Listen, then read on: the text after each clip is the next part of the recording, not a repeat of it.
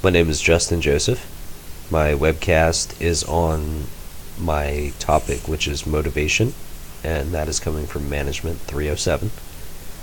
So getting into the webpage, there were some things from my top 10 list that were absolutely crucial in developing this page. First point from my top 10 list was give readers a reason to care from the first sentence. So scrolling down, finding the first sentence, it reads, managing an individual or team's motivation may not always prove easy.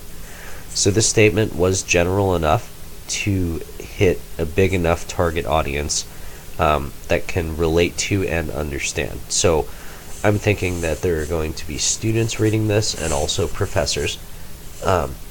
So as students working in college, working through teams, taking part in the workforce, we all know and understand that sometimes it is more difficult to motivate certain people or certain groups than it is to motivate others. As professors, I'm sure all of you understand that as well. So yeah, it's just kind of a general blanket statement that makes readers see that this is a topic that does relate to their everyday life. Moving into my second point on my top 10 list, not forgetting my target audience.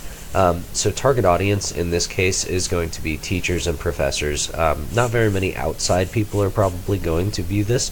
It could be a good tool as far as showing a portfolio to a future employer, but I'm not really thinking about that so much.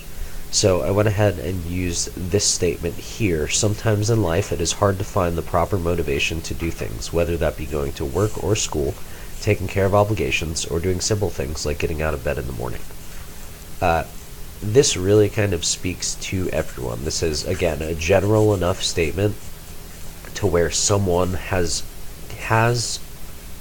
the ability to relate to either past or present, where they just didn't feel like doing something that day, and that 100% speaks to motivation. That does kind of lay into my target audience directly. So that really kind of hits this home and relates this to everyone's day-to-day life. The next point on my top 10 list was keeping content brief. So this was a little bit of a struggle. Because this is an academic paper, I do have to lay out theories and kind of connect them to different things within the whole idea of motivation. So keeping the content brief was okay. What I did avoid doing was actually avoided putting a lot of opinion connection points within this. So as opposed to connecting it through opinion, I actually kind of changed the scope on that, laid out theory, and then let the theories link to one another in kind of an organic way. The next point on my top 10 list was keeping my visual distractions to a minimum. So again, this was a little bit of a challenging goal because this is a web page. This is something that people are going to look at. This is something that as you scroll through it, you don't just want to be reading, a white background and black text. It's not visually appealing. It doesn't really do anything for your mind. You'll probably end up losing the reader's focus by just giving them too many words. So I went ahead, I used images in this web page that were not too visually distracting, but also gave you something nice to look at as you're reading. The next point on my top 10 list was avoid being clever. This point was actually really easy to do. Because this is academic writing, you try not to use any wordplay or any puns or anything like that. And then using definitions actually really helped kind of focus that in too, and avoided any kind of wordplay that could have been added in there. The next point on my top 10 list is make a page for the scanning eye. So this kind of actually plays into the images that I was mentioning before. As I was building this web page, I needed to find a way to connect the points from up high to the points down low. So the way I did that was actually using a text wrapping picture, so that as you're reading through here, and then you begin to scroll down to get to my next point, this little text box that's floating on top of the picture actually will go with you. So it kind of connects your points from top to bottom. You get this nice linear connection between the two.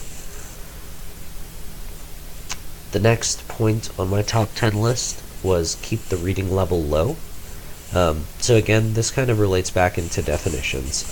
Keeping the reading level low did prove a little bit challenging because everyone has, different levels of understanding and different levels of communication and, different lexicons that they use. So, realistically, keeping the reading level low, I did that, kind of based on my own scale. But again, going into academic works, if the person reading this, if the target audience is someone who has a little bit of background knowledge, then this reading level, should be perfectly fine.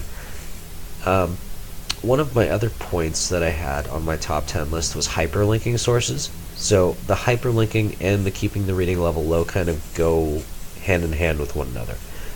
So if you were a student in my class that, we were learning about ERG theory, and you just kind of dozed off or didn't pay attention to that section, I went ahead and just hyperlinked the big points. So ERG theory, I hyperlinked Maslow as well, and then I also hyperlinked behavior within group settings.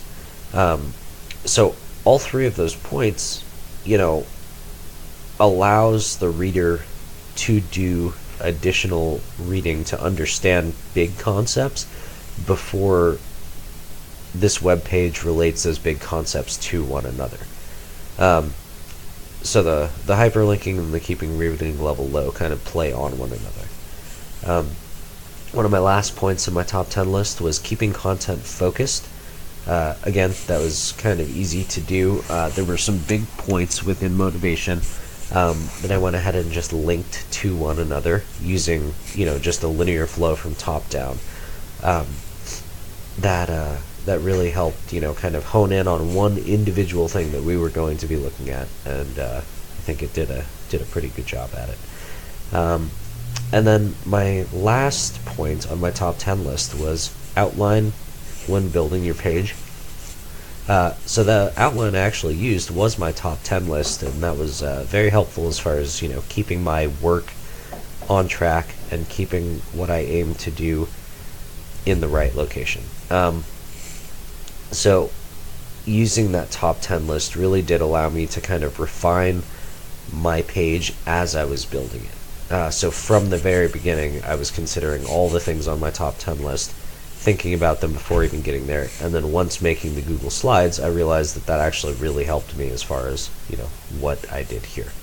So here's my webpage. Again, this is Justin Joseph. The topic was motivation from Management 307. I hope you enjoyed.